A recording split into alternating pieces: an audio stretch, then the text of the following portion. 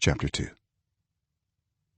In the month of Nisan, in the 20th year of King Artaxerxes, when wine was brought for him, I took the wine and gave it to the king. I had not been sad in his presence before. So the king asked me, "Why does your face look so sad when you are not ill? This can be nothing but sadness of heart." I was very much afraid, but I said to the king, "May the king live forever.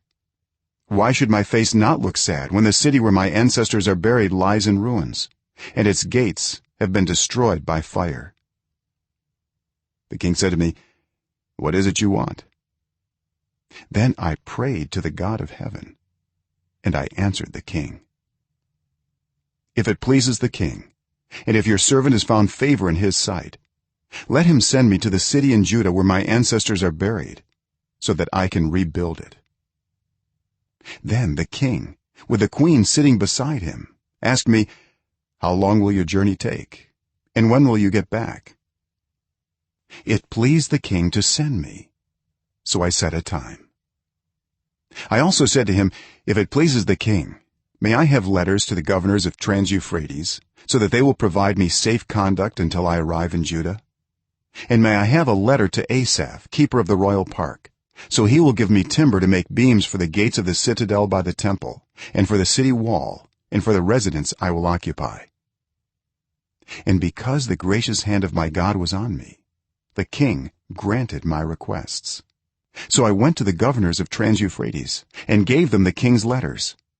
The king had also sent army officers and cavalry with me.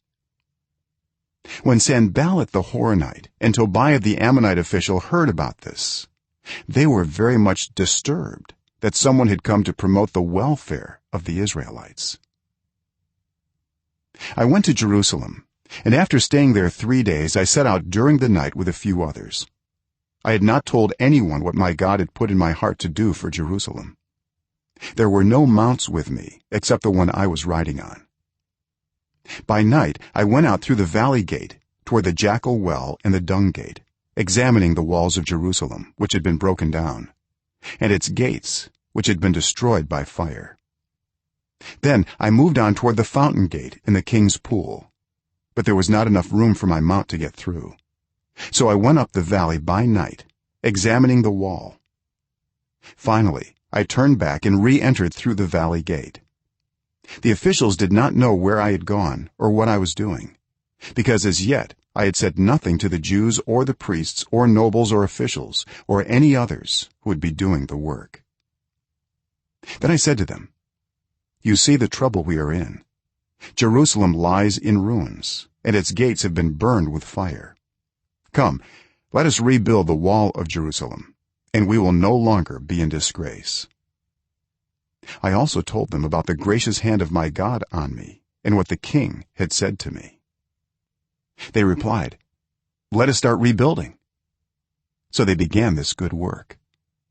But when Sanballat the Horonite, Tobiah the Ammonite official, and Geshem the Arab heard about it, they mocked and ridiculed us. "What is this you are doing?" they asked. "Are you rebelling against the king?" I answered them by saying, "The God of heaven will give us success. We his servants will start rebuilding. But as for you, you have no share in Jerusalem or any claim or historic right to it.